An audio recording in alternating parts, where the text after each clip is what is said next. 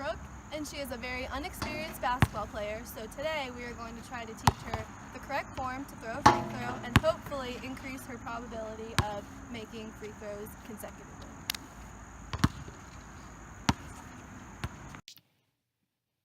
We estimated that Brooke's free throw percentage is 20%, meaning she makes 20% of the free throws she shoots. We can then ask the question, what is the probability she will make 10 out of 10 free throw shots, using the formula p to the nth power. P representing free throw percentage in decimal form, and n meaning the number of consecutive free throws. When we plug these numbers into the formula, we get a number very close to 0.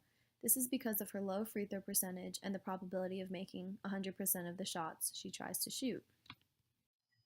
The first step is going to be getting into an athletic stance. To do this, you need to spread your feet slightly further than shoulder width apart and stagger your feet also. To do this, you need to put your dominant foot slightly ahead of your non-dominant foot. Also, you need to bend your knees slightly and bring your shoulders forward so that your knee and your foot are in line with them. Remember, the front foot, which is referred to as the shooting foot, should be one's dominant foot. So if a player is right-handed, the player's dominant foot would most likely be their right foot. And the shooter's entire body should follow a straight path to the floor from the shoulder all the way to their foot, and the path should be perpendicular to the floor. And the player's weight should all be on this line. When you work on your form, you want to start with how you hold the ball. So when you take your shooting hand, which is going to be your dominant hand, you want that arm to have its elbow tucked so that it is in line with your dominant foot. And you want that shooting hand to be under the ball, and your opposite hand will just be resting on the side of the ball as a guide. And then your eyes need to be focused on the target. Remember, it's really important that you keep your eyes on the hoop because the ball will follow the path that the eyes create towards the target. So if you lose sight of the target, then it's going to mess your aim up. And also, tucking the elbow enforces the alignment of the shot and keeps the shot straight towards the basket.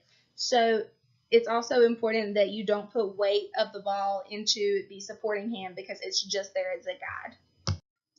When actually taking the shot, it's important that all of your momentum is going up and forward. So you're going towards the basket.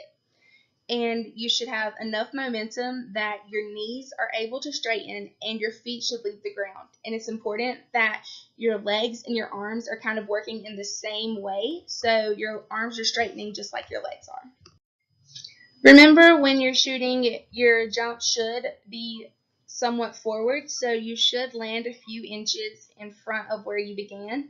And the power from your shot is not primarily coming from your arms, it's from the legs. So you shouldn't be trying to like swing the ball towards the goal, but just kind of like a toss or a push, and the power is going to come from the jump.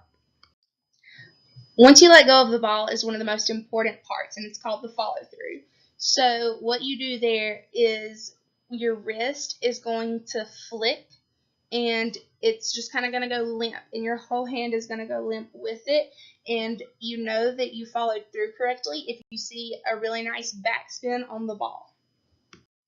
Your supporting hand is really just there for support, so at the end, you're just going to let it flop down to your side, and then your wrist at the end is going to be totally relaxed with your limp fingers, and your elbow is going to be straight, and your arm is going to be sticking up in the air.